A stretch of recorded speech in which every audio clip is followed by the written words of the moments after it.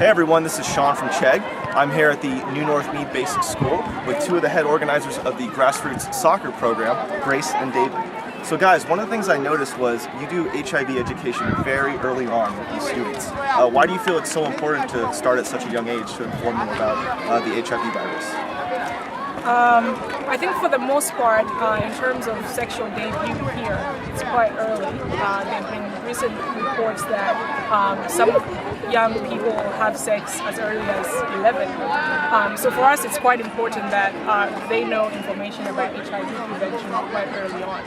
And in terms of HIV statistics, the prevalence rate is highest among 19 to 24-year-olds. So for us, we want to catch them when they are young enough to learn and not too obnoxious about what they know. So this age group is quite important for us to target. But in general, I think that our choosing to work with this age group is that we want to have enough impact in the level of information that they have, but also in their integration of what is important, discussions about sex and discussion about when you decide, if you haven't started having sex yet, when you decide to have sex, what should you do?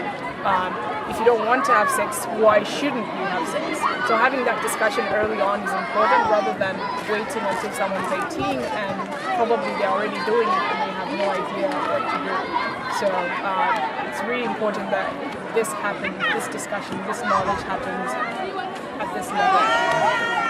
All right, and so David, one of the things that I noticed was rather than just have the students in a classroom, you guys do activities out here, outside, really kind of group activities that get them really engaged with this information. Why do you guys feel that that's a beneficial approach to take with students this young? All right, at a very young age, first of all, they're very energetic. They need to be entertained. They need to be involved in the activities. So instead of having some kind of a lecture kind of setup talking about HIV and AIDS, we need to involve them energetically because they need to be involved in the activities themselves. So we find it easier to work with kids like this because they're interested. They want to learn, like Grace was saying, they want to talk about sex, they want to talk about HIV AIDS, they want to talk about life skills. So if they're just seated in a class, it's kind of boring for them.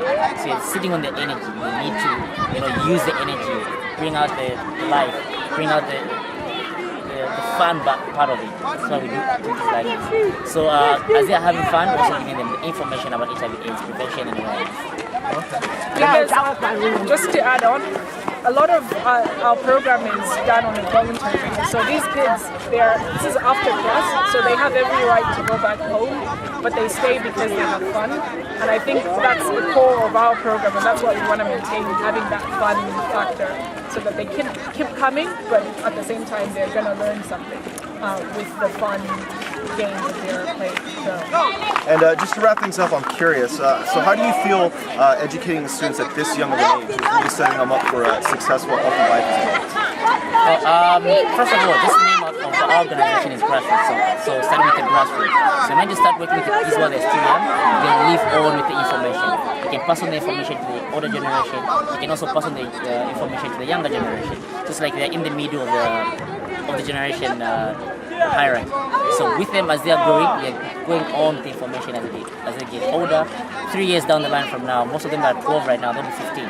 Those that are 14, they'll be 17. So like that, they'll continue moving on with the information. They'll learn 3 years ago, compared to teaching youths that are, let's say, 16. By the time they're 17, they're looking at issues concerning the economy, concerning real life issues that they want to focus on, like jobs, all those things.